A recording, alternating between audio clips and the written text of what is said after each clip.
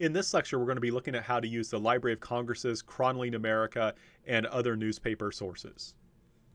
So one very interesting way to do research, and one that you can do especially if you're on a budget but want to do a project that uses lots of different primary sources, is to use newspapers.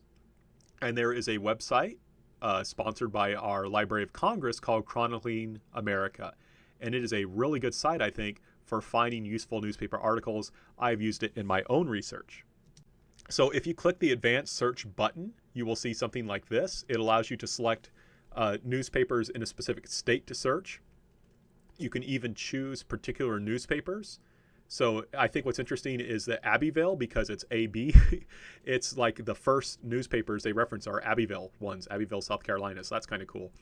And you can search for a particular time, and you can look, of course, for the phrase. So just for fun, as an experiment, I did some research on prisoners of war. That was my phrase, 1950 to 1954. And good deal, my search works. I got 839 hits. That is a lot of hits, over 42 pages. I know that that's probably not going to work then for my topic to be all of 1950 to 1954, right? Just doing prisoners of war in Korea, that's just too much now. I understand that from so many results. There's no way I can read all those. But this is a good place to start, right? I know that there is something here that I can do this. I just need to narrow it down. And one thing I just want to point out, notice that you can click on these different pages. These are the newspaper pages. You can click on them. The parts that are highlighted in like pink, that shows you where that your phrase prisoners of war appears. So you probably don't want to waste your time looking at an article where that phrase only appears once. Instead, it might be better, and all these are good examples, I think, you can see it appears multiple times, right? So you can look kind of closely at that. That will give you a guide of which ones to look at. But let's say I decide I'm going to look on this one. It looks interesting. It's in the A section of the paper, so that means it's important, right? It's in that first A section. And I can see that it shows up quite a bit. And I can tell that there's one of the headlines is text on slaying of prisoners. Okay. That's disturbing, that prisoners are supposed to be slain. That's not supposed to happen. So maybe that's something I should look at, right? I start off just thinking about this question of prisoners of war. Well, maybe I can look at this issue about prisoners of war who are not being treated like prisoners of war should be treated. So I can have a closer look at that. Now, one thing I want to point out that you probably want to do with this site is you'll notice if you look at the arrow, there is a PDF. So you can click on that and this article will then become a PDF that you can save and that you can zoom in and look at more closely.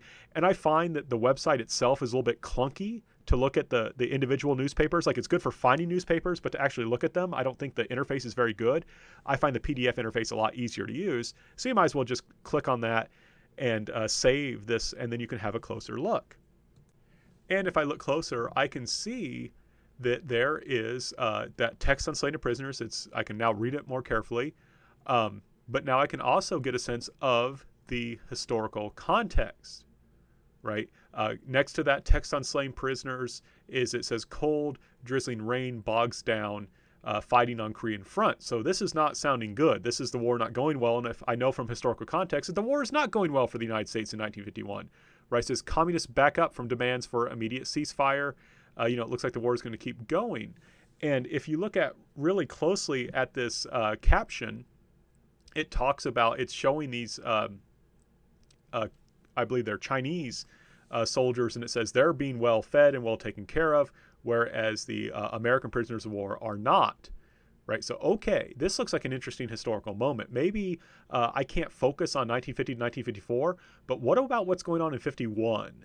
Right? What's going on here with this context, right, in which prisoners are being slain, in which we're emphasizing how the communists are mistreating American prisoners and so forth.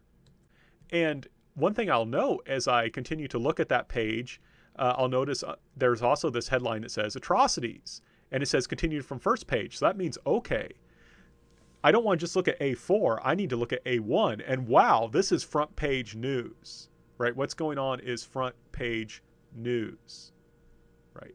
So again, I'm starting to say, okay, there's something really going on here. I need to look more deeply at this. I need to go find the first page. And that's really easy to do with the Library of Congress website. So you'll notice that on the Library of Congress website, right? So we're now have moved back away from the PDF view.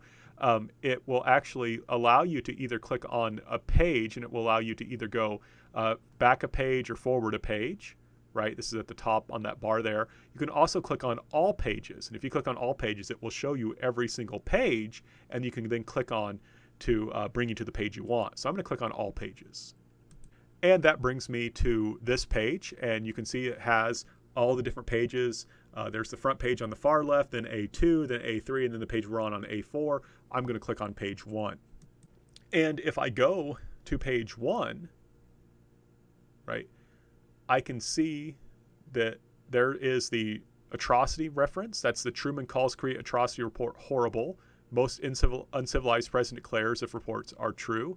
And then to the left, it says, a foreign policy for Americans. UN criticized on failure to protect the peace, giving away of U.S. wealth deplored by Senator Robert Taft, right? So this is giving us, again, more context, right? It gives us more information. We could talk more about how prisoners of war are being treated. But I think it's interesting here that now on this newspaper, we have this emphasis. We have an editorial written by Robert Taft, a U.S. Senator. He was a Republican, and he's interesting. He represents a conservative wing of the party that would eventually lose power. And on the left, it's interesting here. It says House poll gives Taft 71 backers, Eisenhower 54. Right? That's interesting. And one thing that this gives us a clue about is this newspaper is probably pro-Taft.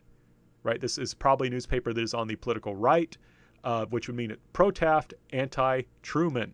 And that's something you have to think about with the historical context and in terms of detecting bias and things like that. As long as you recognize that, it's fine. And this may lead you to say, okay, I'm going to look at how the issue of prisoners of war in 1951 became a political issue or something like that. You just have to read carefully and see how all these different primary sources are kind of working together. And if we zoom out now to look at the entire newspaper, right, we can see that Foreign Policy for Americans, Taft's editorial is quite long, continues on to a different page. You can see Truman again talking about these atrocities. You can see down there it says top Allied command shocked by charges of red atrocities, right? So again, we've got this issue of atrocities. You can say, okay, how is atrocities being examined in American newspapers? And there you can see a editorial cartoon kind of poking fun at President Truman. So again, that tells us kind of the bias of the newspaper, and it's something we have to kind of think about. And like I say, you can make that a part of your paper. You know, how are these conservatives attacking President Truman? How are the Republicans criticizing the Democrat President Truman? And, you know, as we look around, we can maybe see areas where we can look at. Here is another editorial, Korea, test of peace without victory. You know, there's this idea here in this time period that maybe, you know, this is going to be a war that we're not going to win. How can we have a peace? Americans have a peace when we don't have a victory. How's this going to work? And that, again, is taking a particular political view. And you could look at it, and that might be interesting, right? That might be something you want to look at. But the key thing is, you know that with over 800 hits, you can't do all the prisoners of war in 1950 to 54. But we've already found, and this only took me like 10 minutes, lots of interesting material. And if you just take the time to save it, to properly cite it, to get those information, then to carefully read it, you'll find very quickly that you'll find a really cool story, and your paper will basically write itself.